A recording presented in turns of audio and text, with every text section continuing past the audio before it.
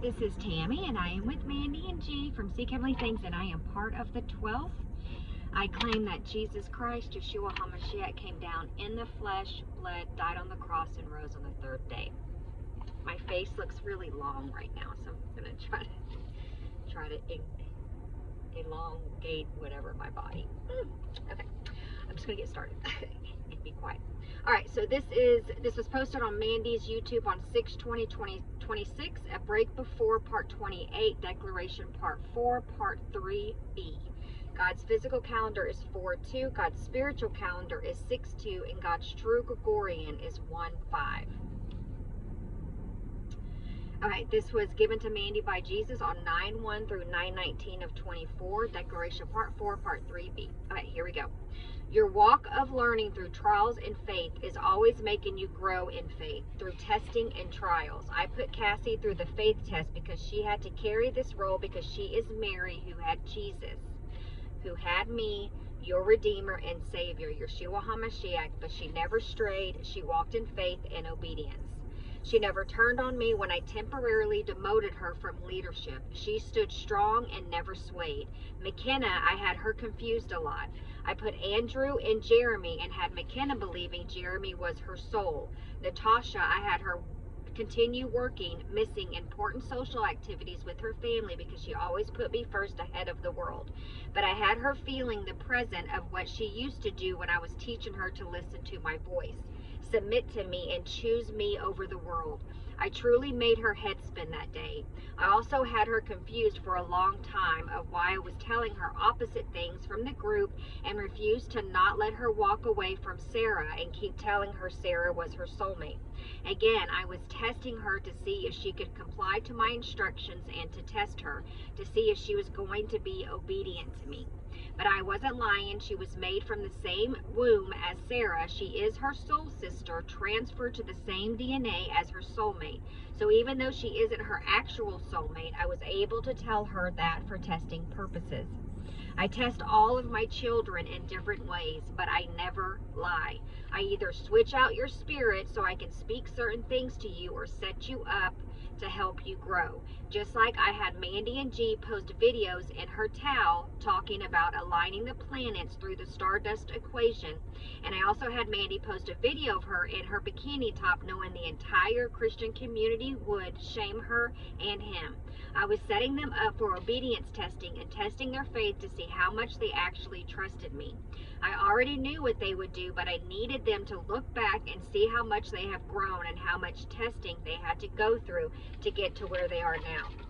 I had to give them things opposite of the spectrum to bring the hate in from the Pharisees and to prove it to them. I wasn't religious and I am not under the law, and all of their pride led to countless comments and videos planting seeds all over the internet. At the same time, I was testing true faith and obedience to all of you, including the ones I made do it. Were you going to judge what I had them do or understand what I was doing? I told you not to attack my prophets. You claim to know my word so well, but did you forget that important lesson? Do you see why it's imperative to not judge a situation when you truly don't know that person or what they stand for? Now ask yourselves, would you have done that? Put yourself out there to be publicly shamed, humiliated, speaking of my mysteries that I was giving my anointed ones? How many of you in the Rapture Watch community actually believed them or came to me for my truths? Many of you lost rewards because you came with preconceived notions and you told the Christian community to ban them and boycott them. Even my chosen prophets did the same thing. So do you see why it's so important to cleanse and purify your hearts? Many of you not only banned them, you also mocked them, and some of you even went as far as blocking them and stopped supporting them or following them because of your preconceived notions. My nose. You missed a lot of lessons, and if you would have paid attention to them, you would have realized you're calling the teleportation date and going back in time for the supernatural date. I told you rapture comes after my supper, but you continue to ignore can't talk. But you had continued to ignore the messages I was giving. Mainly the attacks were coming from the hardened hearts and the Pharisees, the mockers and scoffers under the law, but also the main Rapture family online. Yes, watchmen and Pharisees, I am referring to you. If you wouldn't have judged my prophets and actually listened to them, you would have been farther along and closer to the date of the supernatural, and they would have shown you in your dates and calendars and all your words of knowledge what you were actually missing. Did you recognize they were just being obedient to my commands, my wishes, and following me with above all reverence? Everything they have done, it was because I was making them do it, and you have publicly shamed them and called them out by name. Poor McKenna, she suffered so much you tried to bring her down with your distasteful, haughty words. You also struck Jess and Cassie, making horrendous videos about all of them, and as the new ones joined, like Vashti and Angel, you struck them in their hearts as well with their videos and comments, putting them down as well. Poor G tried to defend his Eve, and you tried to strike his heart as well, calling him all kinds of names, making preconceived judgments about him and his Eve. Poor Denise, her, Lena, Kathy, Alina, Sheila, Angel, Natasha, and the rest of the elders were defending you all in the comment sections and everything I was teaching, and what I was making them do was show your judgmental hearts, your fruits, and your lack of childlike faith. Was it just faith and obedience that were displaying, or were you asking me what I was doing, or were you assuming you already knew my words?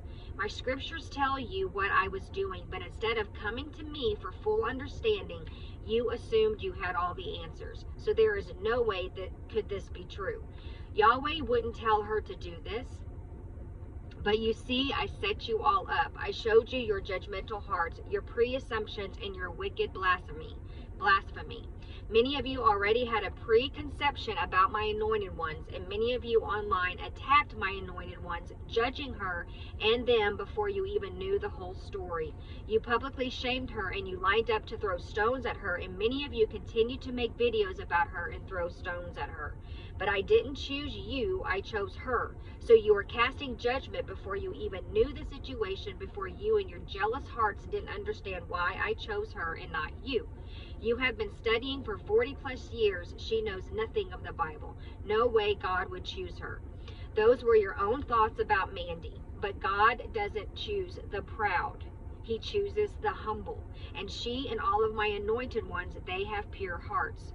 You have made so many pre-assumptions, calling her and them wicked, evil, ungodly, stricken from all God's blessings, and subject to my wrath.